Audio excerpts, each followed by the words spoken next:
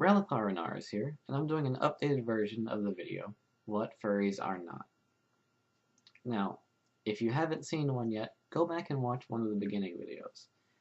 There's a What Furries Are, and then there's an updated version of that, where I start you out at the fandom first, and then I bring you down into furry.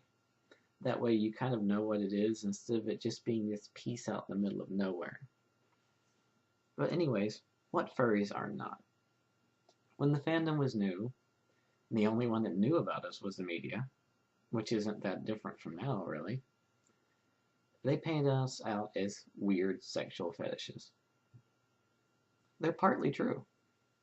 We are weird. We might not be sexual fetishes, but we're weird. In fact, it's almost implied in our nerdy nature. Nerds are generally a little weird. But outside of that, think about it. We're just like the Star Trek and Star Wars fans were back in the day.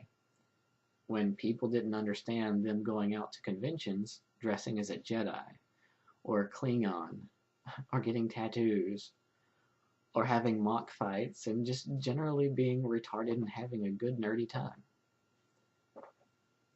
And now, they're the adults. They've grown up.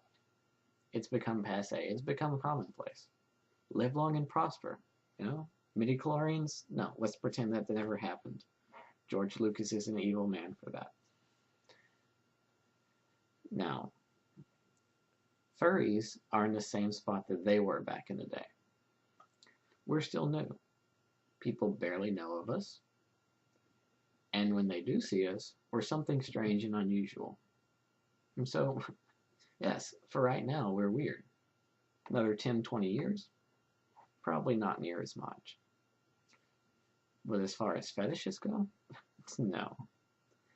We're not any less sexual than anyone else, but we're also not any more sexual than anyone else. There you go. Normalcy. And nerdy. In fact, if you really wanted to go by the nerdy stereotype, we should be getting less.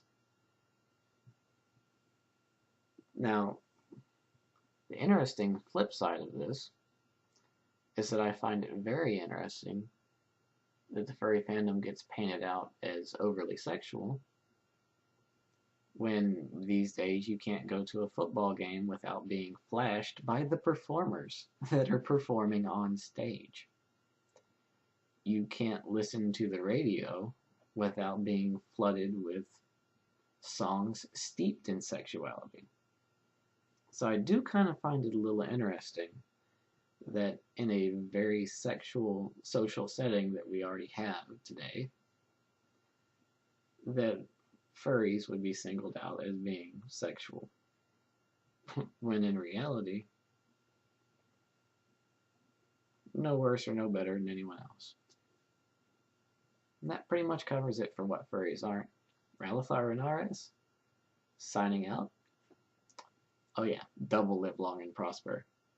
Wow.